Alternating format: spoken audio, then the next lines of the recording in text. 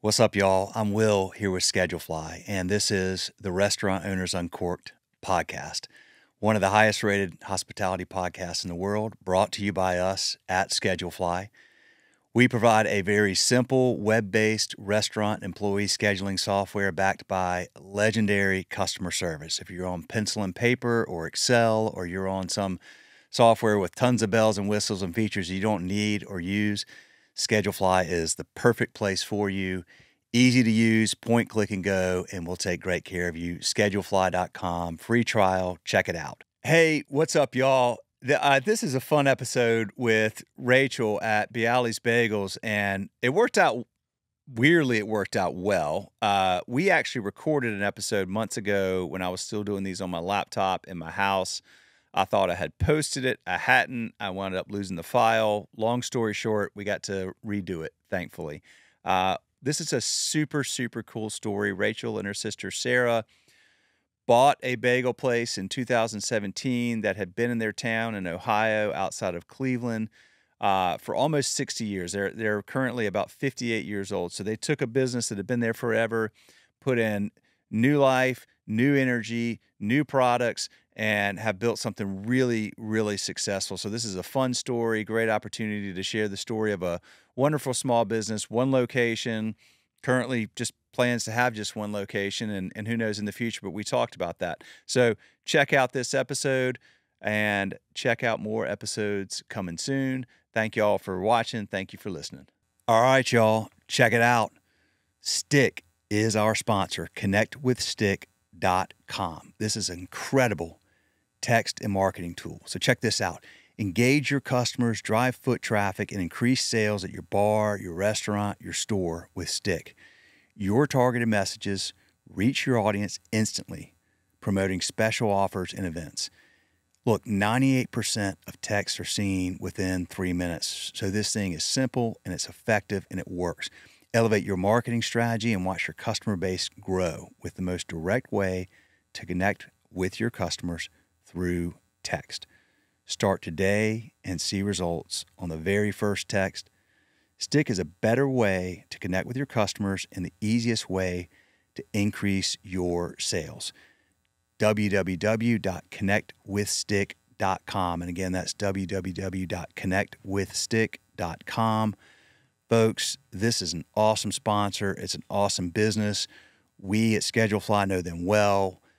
We know that the results are there. This is a highly effective tool, and it's run by a business run by great people. Check them out, connectwithstick.com. All right, y'all. Well, this is our second attempt at doing this. Rachel and I recorded an episode. It's been several months ago when I was still doing everything on my laptop, and I lost the whole thing. And so we're doing take two here, which will probably is better anyway because we're now out of the studio and we've already had a conversation. So, but I'll have it as if we haven't, and just kind of go through the story of Bialy's Bagels and what her and her sister have done and what they're building and all this stuff. So, Rachel, just do me a favor and introduce yourself real quick. I'm Rachel, and along with my twin sister Sarah, we own Bialy's Bagels. She is not here with me, but throughout the recording of this podcast, I will most likely speak in we and our. She is who I'm referring to. She prefers to be off camera most of the time. But yeah, we bought Bialy's Bagels in December of 2017. It opened in 1966. It's been in the same location ever since. And it fulfilled really a lifelong dream of ours to open a bagel shop. I was trying to go through sort of like a timeline of how this all happened. And, growing up, we had some maybe not so serious dreams to own a bagel store, but seriously, in about 2012 is when we really pursued the idea of opening our own bagel store. And in the summer of 2017, we were presented with the opportunity to buy this legendary bagel shop that has been serving our community, including us, for so many years. And it was just an opportunity that we we couldn't pass up. And here we are almost at the end of our seventh year as owners of Bialy's. Um, and what year did you say it opened? So it's been like 60 years? It's been 58 years, 58 years. 2000 or 1966. So we're almost 2 years away from celebrating 60 years in business. And they were making bagels in Ohio in 1966? Yeah. So the story of how the shop opened is that Terry Skolnick, the original owner, was a baker in New York or New Jersey on the East Coast, and was starting a young family and decided to pursue a market that was untapped with bagels.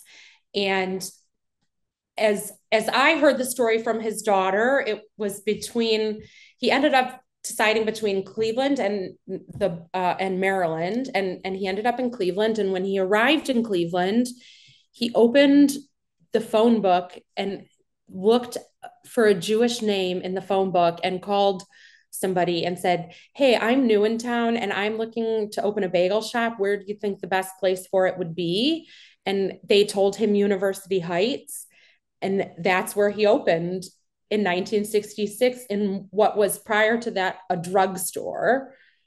And we have customers that come in every single day that have been coming to the shop since it opened for almost 60 years. And a lot of people think that maybe my sister and I are connected to the original family. We are not. Um, the story of how that came to be was through a friend of our dad's playing tennis with the daughter of the original owner who was running it along with her husband. And that was in the summer of 2017. And she said to our dad's friend while they were playing tennis, I own this bagel shop and I'm just really trying to sell it. And our dad's friend said, "Well, what's the name of the bagel shop?" And because the previous owners kept really to themselves and people didn't really know who the owners or Mm. operators were at that time. And when she said Bialy's, her jaw hit the floor because, as I said earlier, the shop was legendary. And she said, I think I know just the people. And she introduced us, and we, started negotiating a deal to purchase the bagel store that summer and closed the deal in December of 2017, that same year. So, you're okay. So you're coming up on 7 years as owners. So, last time we tried this, you did the episode. It was just you, and this time it's just you. And you said, yeah. So Sarah's a little bit more behind the scenes, but you are identical twins. So you're fraternal twins. Okay, got it, got it. So okay, so you've got the more extroverted personality. I'm gonna take it of the two. Definitely. And then do y'all have balancing skill sets in running the business? Like, do you focus on certain areas more than she does? And Yeah, I think we do. She's definitely the more like get things done kind of person, and I'm more of the like space cadet. Oh, I'll get to it eventually. So she is definitely in charge of more of like the logistical and back end stuff. Like she's good at doing the schedules. She's good at paying the bills. She's good at managing payroll and managing new staff and stuff like that. And I am more of the hands-on, like I like to have my hands in the bagel dough. And I like to interact with the customers. She is totally willing. She will be on the line in a rush if needed, but she has the ability to let the frustrated customers frustrate her a lot more easily than I do. well, that's an important part of that because that can be very challenging. If you let that stuff seep in and sink in, it can cause a lot of stress. And yeah, um, okay. Let's go back. So this place opens up 58 years ago there in Ohio, and what is the name of the town? University Heights, we're about 15 or 20 minutes exactly due east of the heart of downtown Cleveland. Downtown Cleveland. Yeah, so you're up there in sort of northern Ohio. Okay.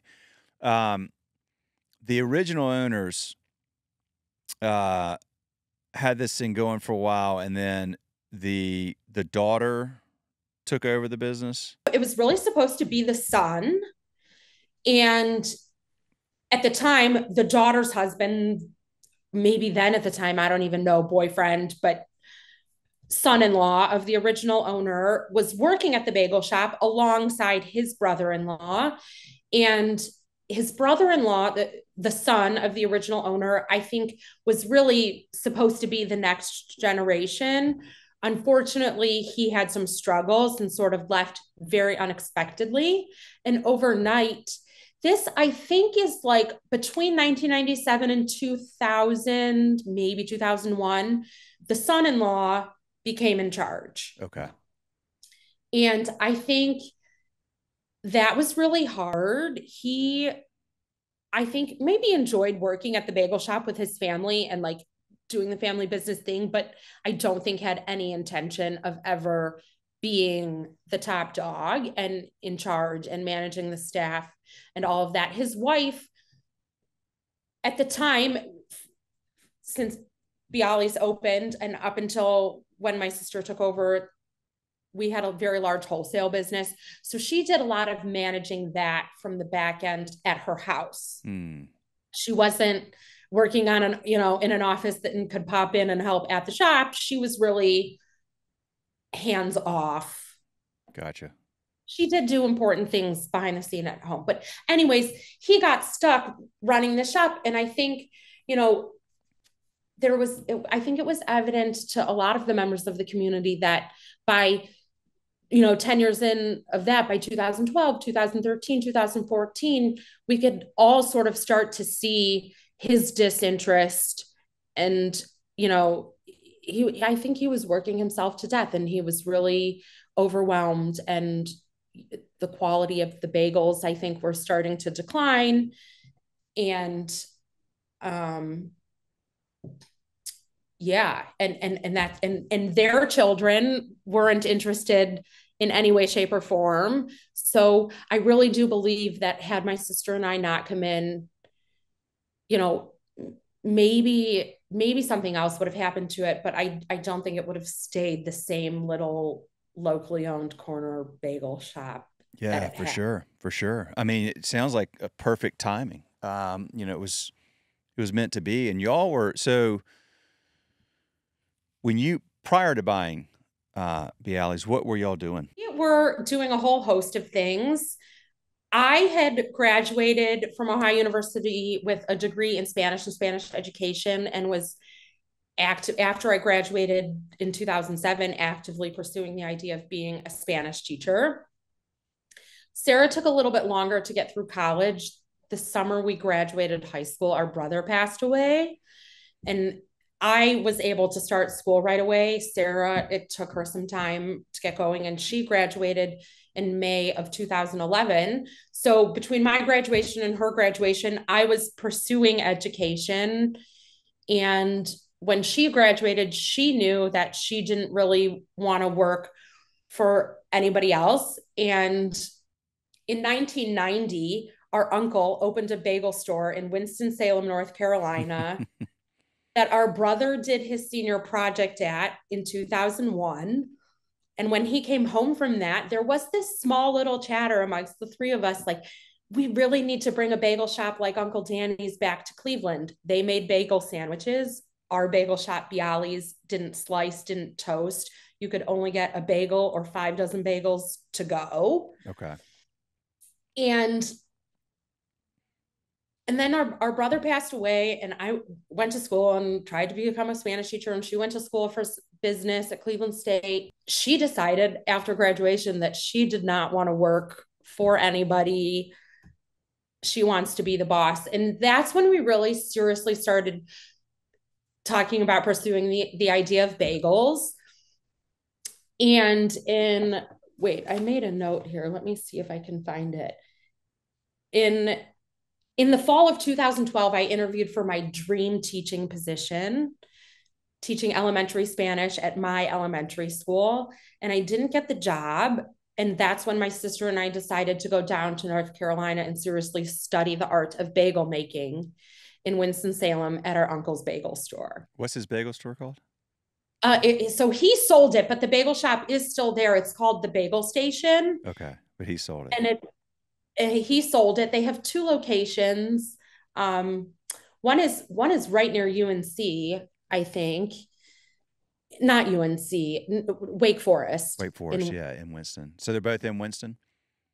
Yeah, they're both in Winston. At the time our brother did his senior project there, they were also in Kernersville Mm-hmm. and Clemens. Okay. And yeah, but at the time he sold it, they had two locations, both in Winston-Salem, one on Oakwood Drive and one on maybe Robin Hood. I Okay. don't know if that's right, but and they are both still around.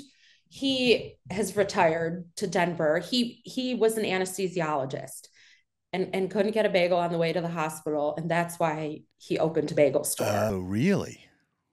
So he and still is a totally hands-on type of person. So if a piece of equipment went down at the bagel shop, he was the first person that people called. But otherwise, he ate the bagels and paid the bills, but he didn't work at the Yeah. bagel shop. Gotcha. And we grew up visiting there and loving it, and loving to see behind the scenes. And yeah, and then in 2012 is when the fall of 2012 is when we spent really only, in retrospect, not a whole lot of time. I think we spent 6 weeks at the bagel shop learning to bake, learning to make bagels, not learning to serve customers. Sarah and I have always had jobs in the service industry, but serving customers, and that's when we really seriously started to pursue the idea of opening our own bagel shop and starting from scratch and growing it organically. And then I took a job at Jenny's Ice Creams, Hmm. and That started up near you, right? in In Columbus, Columbus. Okay. which is like a couple hours south Mm-hmm. of Yeah. us. And Jenny came up to Cleveland for a staff meeting, and I brought her bagels, probably from Bialy's. Honestly, I don't even remember. But also, I brought some cream cheese that my sister and I were at our uncle's bagel shop. Like most bagel shops, they mix, a big batch of cream cheese into different flavors and repack it to sell.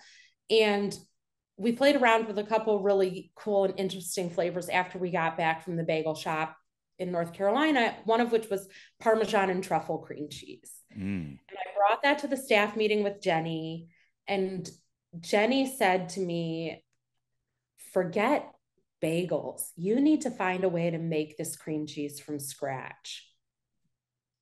And somehow we had a friend that had this really awesome connection in the community of a local cheesemaker who had a great connection to a not local, but Southern Ohio local creamery to get the milk and cream from. And we started making and selling at farmers markets fresh cream cheese from whole milk and heavy cream. Oof. And that we finally launched in 2014. And we got to a spot with the cream cheese that we felt like if we didn't have the bagels to pair it with, it wasn't worth continuing to pursue. And so we kind of like put that on hold, and we were still actively pursuing real estate for our own bagel shop up until that moment we talked about earlier on the tennis court, when we were presented with an opportunity to buy Bialy's, and making the cheese wasn't really the right fit for this bagel shop. But Well, yeah, did you so but you bought a bagel shop that just sold the bagels or sold a bagels in volume, but they weren't doing what your uncle was doing, which is making bagel sandwiches, and so you had to convert. I mean, you changed the business a lot, it sounds like. we kept it. It was very important to us to keep it to the same at the very beginning. And so we didn't really make any changes. But then in September of 2019, so like a year and a half after we bought the shop, the space directly adjacent to us became available for lease. And we jumped on leasing it knowing that we wanted to expand to doing bagel sandwiches. But then something happened in March of 2020 that really threw a wrench in that project. But as of August 30th, 2023, we now do slice and toast and spread and sell bagel sandwiches. So you were okay. So that caused one heck of it. So you obviously COVID hits, so y'all didn't move forward with that extra space. Honestly, didn't start the project immediately because we were waiting on the landlord to redo the roof. Oh, okay. And that ended up happening after COVID in May of 2020. Okay, gotcha. So as of all, so just for almost coming up on a year now, you've used that space to, so you're now providing a whole new menu. We started the project in the construction started in February of 2023. And yeah, we're just coming up almost on a year of selling sandwiches. Now, and you're making, do you, so is this cream cheese that you were talking about, the truffle, like, do you make that there in the store? So we do have a Parmesan and truffle flavored cream cheese. We The original creamery that we were making cream cheese at before we bought the bagel shop was no longer available to us when we took over the bagel shop. So from the day we took over the bagel shop, knowing that we were hoping to launch sandwiches one day, I scoured the internet trying to find somebody who could make us fresh cream cheese. And probably in 2021, I found somebody and she brought us a few samples of a plain base cream cheese. And we were really excited about it. And she hung around and waited for us. And when we started selling sandwiches back in August of 23, we were using her fresh local cream cheese and mixing different flavors into it. We got so many complaints about this cheese. Really? And it just, we, it was really frustrating, but also I think Sarah and I knew all along that we were just hanging on to the idea of having fresh cream cheese because nobody else is doing that. And it didn't live up to this cream cheese we had been making prior in any way, shape, or form. And we went with it because we were holding on to that idea of the fresh cheese. And we knew, especially as the complaints started to roll in, that it was not the right thing. So we reached out to we have a great relationship with the woman who was making the cheese. I have nothing but incredible things to say about her. And I sent her a message asking to see if we could tweak the recipe. And her response back was that she was actually getting ready to shut down her operation in like 3 weeks. Oh, wow. And that's when Sarah and I finally had like a light bulb go off to kind of tell us to put the fresh cream cheese aside. We'll buy cream cheese in bulk from one of our ingredient distributors. And that's what we've been doing ever since. And now we have a lot of the flavors that we used to make. We make something called a dilly ranch cream cheese, and we do the Parmesan and truffle and a brown sugar cinnamon. And yeah, so we do still have the Parmesan and truffle cream cheese. It's not that really incredible fresh cream cheese that we were making, but That sounds, so that's harder than I would have expected. I don't know. So do you think y'all will eventually long term go back to making your own fresh cream cheese, or is it just too much to try to do that and run the bagel business? And I think at this point it feels like too much. It would be have to be if we were going to do it at our own creamery, it would have to be really separate from the bagels because the dairy regulations are really, really strict, and rightfully so. We don't want anything, anybody to get sick from something that we're making.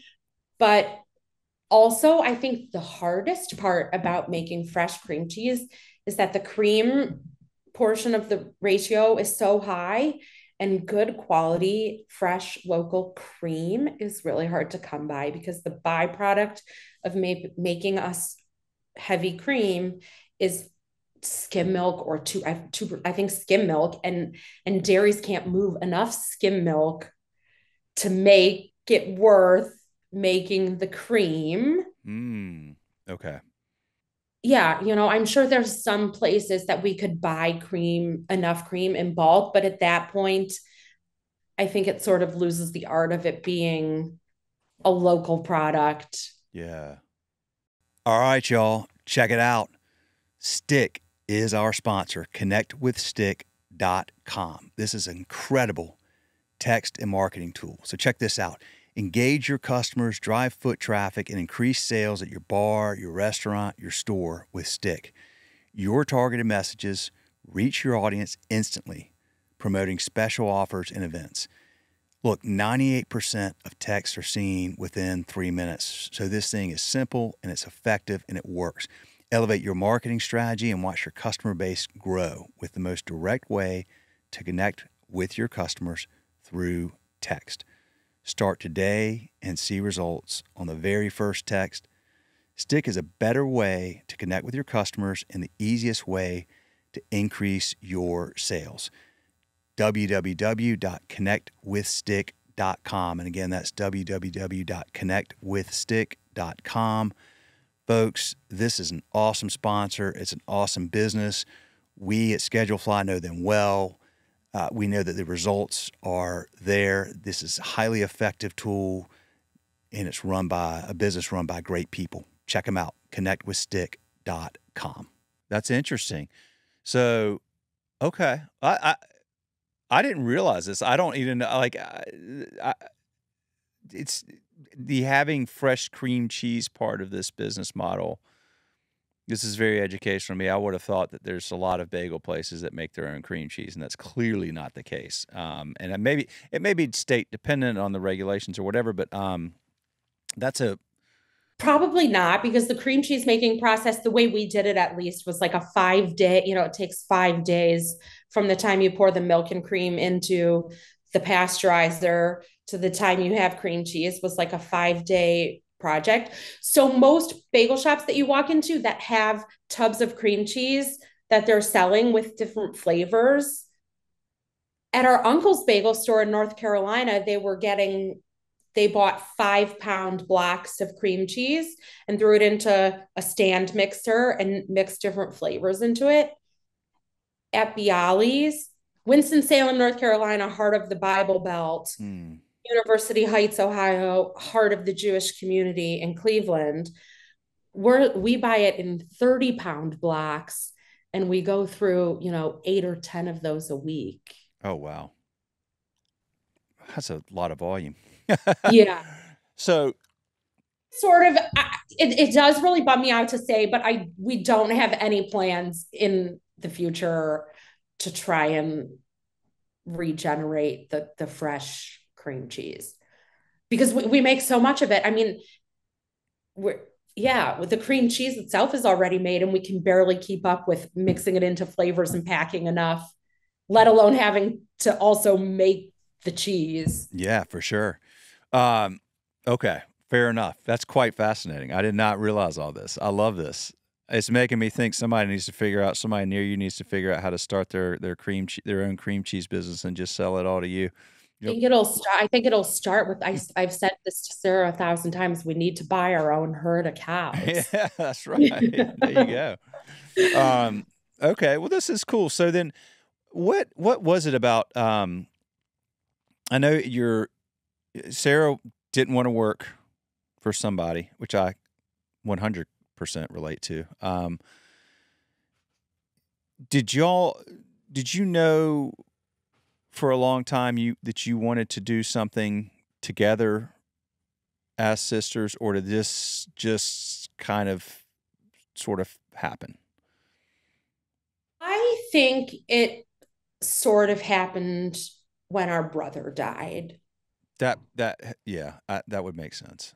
That really, Yeah. because now you've got just each other and you both share this really traumatic, devastating family event, probably brought y'all even closer together.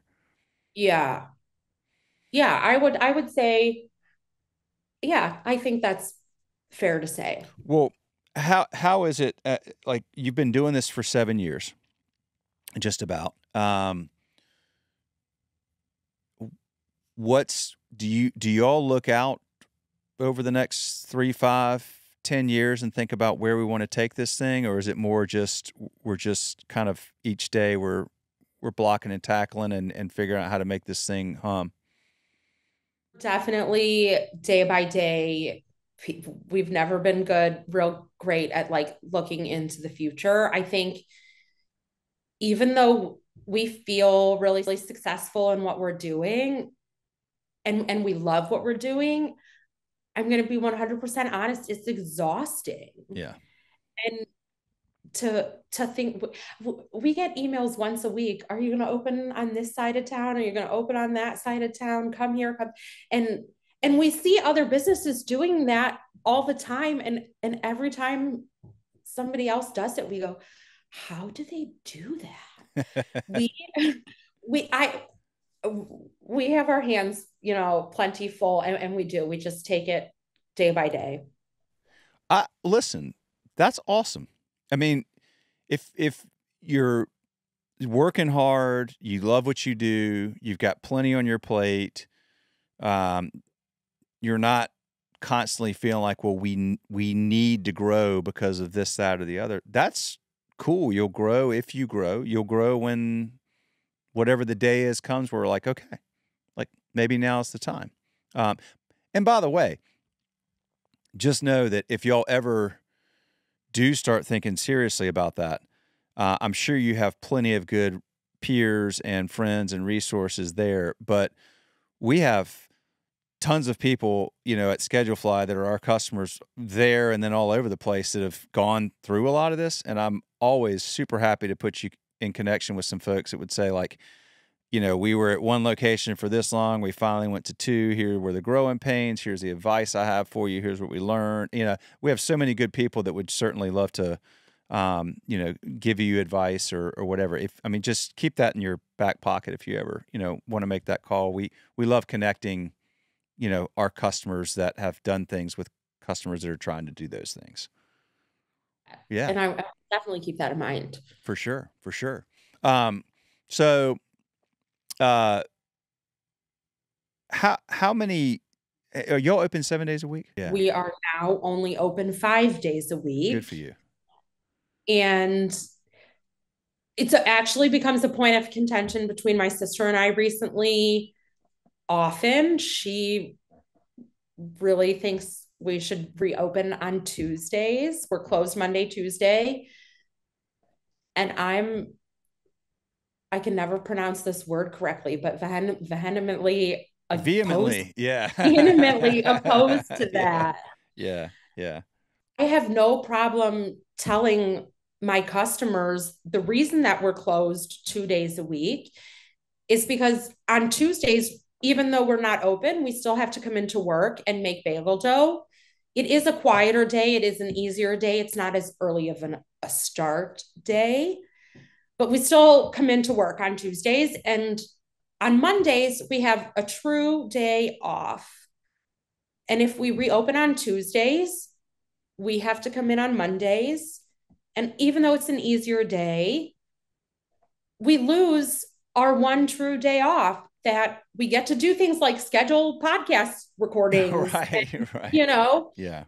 and there's this, we've been needing a ceiling repair at the bagel shop for a long time now. And they're at the shop doing that now because we're not there making bagel dough. And I think that preserving that our one real true day off, even though sometimes it involves doing some things for, letting in somebody to repair something at the shop or whatever, that's really important to me to maintain. I admire that, and I urge you to hold the line on that.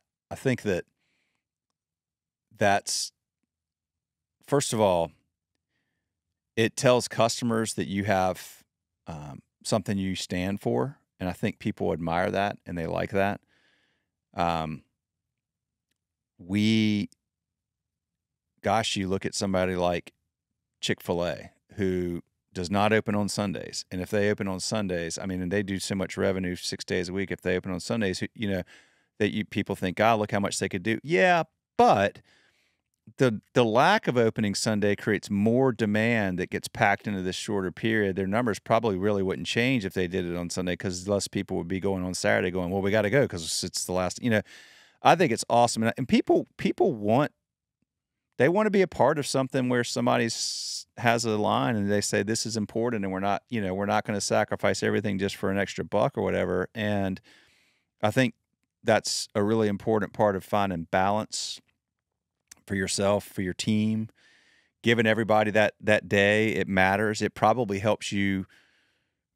It's probably one of the reasons of many reasons, but probably one of the reasons you are able to attract and keep good people on your team because, you say, look, like this is our line and and we're sticking to this. And that's important to a lot of people. Sunday is the busiest day of the week. So that gives everybody, a chance to catch their breath after Hmm. working their butts off Sunday morning. Well, Yeah. Sarah, if you're listening, I haven't talked to you. You're awesome, but I'm gonna have to take your side. I'm gonna take Rachel's side on this one for whatever that's worth. Not that it's worth anything, but I'm with you. I like that. So, well, tell me about like what I'm gonna ask some real stupid or like real basic questions. Like, and then to give you, Remember, I was an educator. There are no stupid questions. I've eaten plenty of bagels, of course. But I grew up in Charlotte, not far down the road from Winston-Salem, and when I was I think maybe 10 or 11 years old. This is a while ago, right? I'm 49 now, so I'm dating myself. This has been a while, but I remember getting on an airplane and we were going somewhere and they served bagels. And there was this thing that was sliced in half and I thought it was again, I was like 10 or 11. I was like, "Oh, it's a donut." I wonder why they sliced it. So I put it back, I put the two pieces together and they had like cream cheese and butter. I'm like, well, why do they have that? And I took a bite and I'm like, and it was just like a plain bagel. I'm like, this is the worst donut I've ever had. I didn't even know what a bagel was. Like I had no clue, right? So this is in like maybe I was born in 74. So let's call it 85, 86-ish. Now, obviously, bagels are ubiquitous everywhere, even in the deep South. But I still don't know. I know a good bagel when I eat a good bagel, but I don't know what goes into making a good bagel. Like what's like how do you like what is the essence of like making a really good quality fresh bagel? Fresh bagel dough, number one. I think I have a lot of people. If you ask me what's the difference between Bialy's bagels and Bruegger's bagels, it's that our dough is made fresh in house, Okay. and Bruegger's bagels is made in a commissary. Last I knew in Pennsylvania, and could sit raw frozen in Pennsylvania for 6 months before it reaches the local Bruegger's.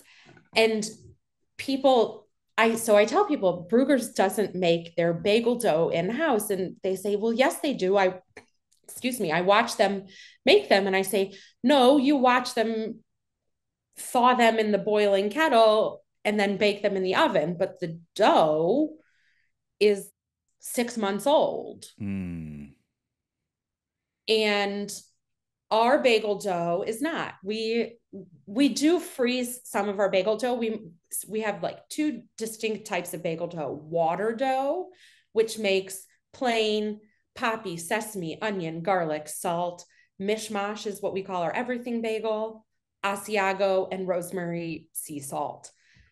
And then we have our flavored doughs, which are just a little slightly different recipe, which the raisin, the cinnamon raisin, a cinnamon blueberry, a cinnamon apple, wheat, rye, pumpernickel. And so some of those flavored doughs we make in a batch of about 300 300 bagels. The water dough we make in a batch of 1,000 bagels. And the flavor doughs move quickly enough, but not quickly enough to stay in the walk-in cooler. So they do get frozen, but they're never frozen for longer than, usually about 5 days. Okay. And so that's the first part. Step number one is that the dough is made fresh. And New Yorkers love to say that you can't make a New York style bagel without the water. Like if you're going to open a bagel shop somewhere, you have to import your water from New York. Respectfully, at Bialy's Bagels, we disagree because we boil our bagels in Cleveland water, and we. It's been a very long time since I've been to New York. I have not been to New York since I actively, really, truly started pursuing bagels. But we get New Yorkers that come into our bagel shop on a regular basis that tell us they prefer our bagels over the bagels they get in New York. I am only playing the messenger here. But Well, maybe the yeah, Cleveland water is even better than the New York water. Do y'all oh, go ahead. so boiling the bagels is an integral part of the crust. Like that creates the crust, and baking them on a burlap. The oven, the bagels get after they come out of the kettle. We put them on these burlap boards, so it's like a metal aluminum piece that's covered in a strap of burlap, and the bagels go onto that board and into the oven for one rotation, and then they get flipped off that burlap board onto the stone bagel shelf, and it creates Magic. an epic bagel. um, do you focus primarily on just quality of product and quality of customer service and what's going on inside your four walls, or do y'all do a lot of social media or advertising, or how do you attract people to come in? I know once they come, they have a great experience and they probably want to come back.